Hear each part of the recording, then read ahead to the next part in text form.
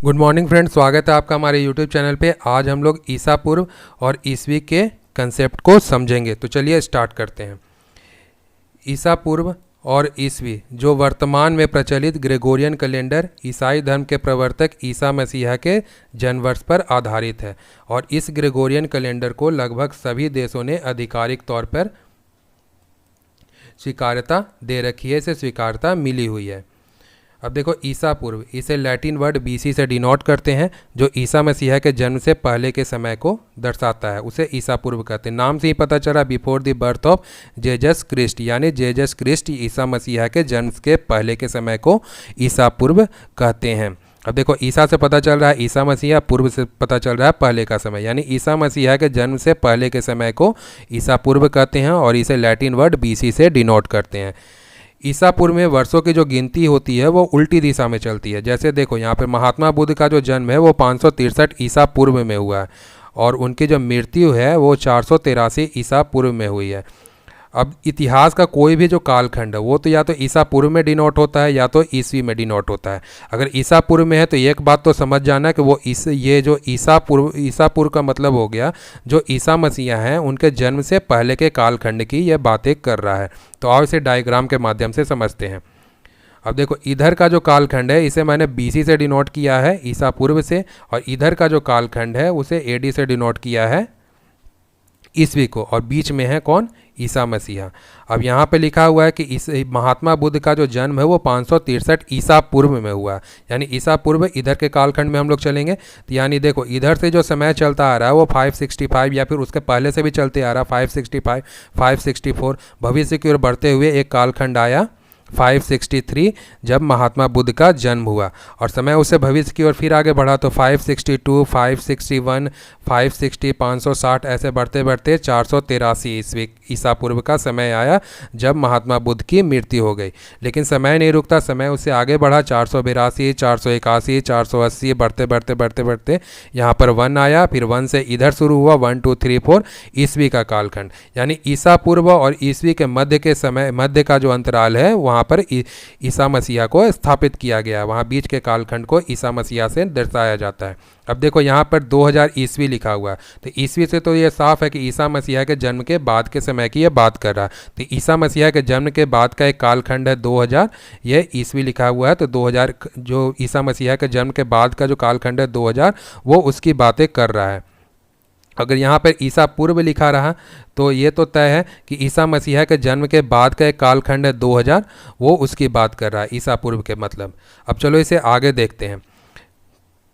ईसा पूर्व का एक अन्य नाम है जिसे बीसी कहते हैं, मतलब बिफोर कॉमन एरा कहते हैं। और बीसी को लिखने के तरीके में तिथि के बाद में बीसी जोड़ा जाता है। जैसे 356 बीसी, 356 ईसा पूर्व को लैटिन भाषा में बीसी से डिनोट करते हैं। 356 बीसी लिखेंगे और लिखने के क्रम में जो कालखंड हमारा 356, उसके बाद बीसी को हम लोग लिखेंगे, यानी 356 बीसी, 356 ईसा पूर्व को लैटिन भाषा में 356 बीसी से डिनोट करेंगे।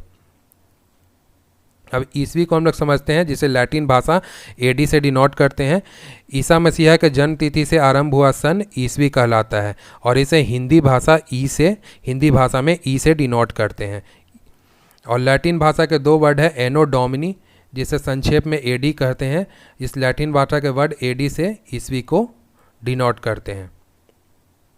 एडी का दूसरा नाम सी है, जिसे कॉमन एरा कहते हैं। और रिवीजन करते हुए चलेंगे, बीसी को क्या कहते थे? बीसी, मतलब बिफोर कॉमन एरा। अब लिखने के तरीके में जो एडी को लिखते हैं, जैसे एडी 2017, एडी 2020, और बीसी को कैसे लिखते हैं लिखने के क्रम में? 356 बीसी, यानी कालखंड के बाद में बीसी को लिखते हैं, एडी को कालखंड के पहले लिखते हैं। तो आप इसे ऐसे भी समझ सकते हैं एक ट्रिक के माध्यम से कि एडी अल्फ़ाबेट में पहले आता है, इस चलते एडी को पहले लिखेंगे कालखंड से, और चूंकि एडी के बाद बीसी आता है तो कालखंड के बाद में बीसी को लिखा जाता है। अब हम लोग देखते हैं कंसेप्ट दशक और शताब्दी का। जैसे देखो, एक दशक जो होता है ये 10 वर्षों के अंतराल को दर्शाता है, और एक शताब्दी जो होता है वो 100 वर्षों के अंतराल को दर्शाता है।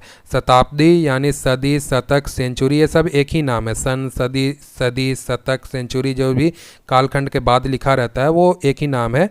और एक शताब्दी में 10 दशक होते हैं। जैसे देखो पानीपत का जो प्रथम युद्ध हुआ वो 1526 ईस्वी में हुआ, और हम लोग इतिहास में सुनते होंगे ये कोई घटना 13वीं शताब्दी में है की है, जैसे यहाँ पे लिखा हुआ है 16वीं शताब्दी। तो 16वीं शताब्दी लिखने का मतलब तो एक बात तो आप समझ लो कि ये जो घटना है ये एटलीस्ट 1500 साल पूरे कर चुकी है। अब ज़्यादा से ज़्यादा कितने की है वो तो समय पूरा पता होने के बाद ही पता चलेगा। जैसे ये देखो कि पानीपत का जो प्रथम युद्ध है वो 1526 ईस्वी में हुआ था। तो इसे एक तरीके से ऐसे ब्रेक कर लो, यहाँ पर हम लोग ने शताब्दी को अलग कर लिया, ये दशक है। तो ये जो शताब्दी है, कितना शताब्दी है, तो इसे 100 से भाग दे दो तो 15 शताब्दी कंप्लीट निकल कर आ रहा है, यानी 15 शताब्दी ये कालखंड पूरा कर चुका है।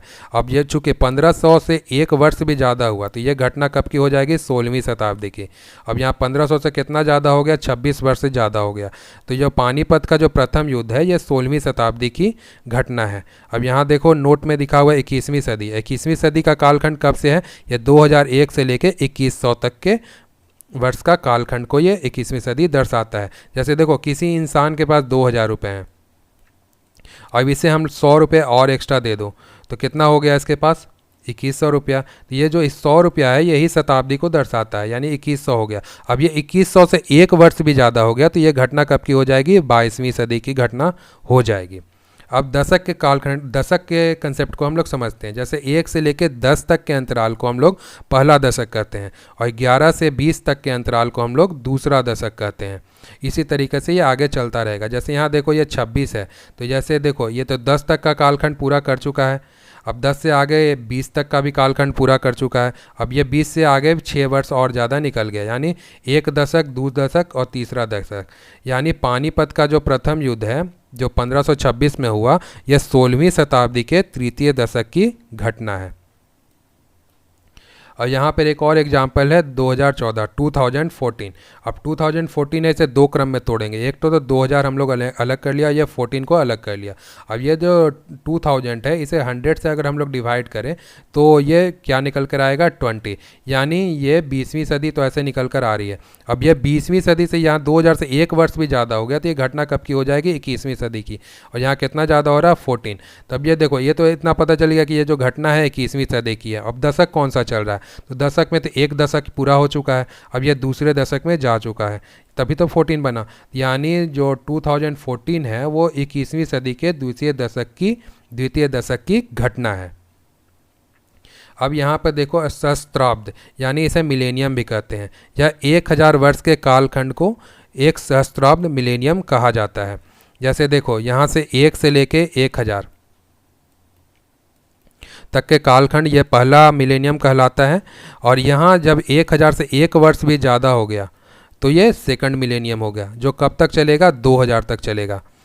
1001 से लेके 2000 तक चलेगा सेकंड मिलेनियम। और यहाँ 2000 से एक वर्ष भी ज़्यादा हुआ तो ये क्या हो जाएगा, थर्ड मिलेनियम की घटना हो जाएगी। तो यहाँ पर ये कंसेप्ट भी पूरा होता है और वीडियो भी एंड करता है। तो जो पॉइंट्स आपको समझ में नहीं आए होंगी तो वो आप हमें कमेंट कर दीजिए, हम उसके बारे में आपको समझा देंगे। आप वीडियो के आखिरी तक बने रहें, इसके लिए बहुत बहुत धन्यवाद। ये हमारा यूट्यूब चैनल है। अगर वीडियो पसंद आए तो चैनल को लाइक कीजिए और चैनल को सब्सक्राइब कीजिए। मिलते हैं नेक्स्ट वीडियो में। जय हिंद।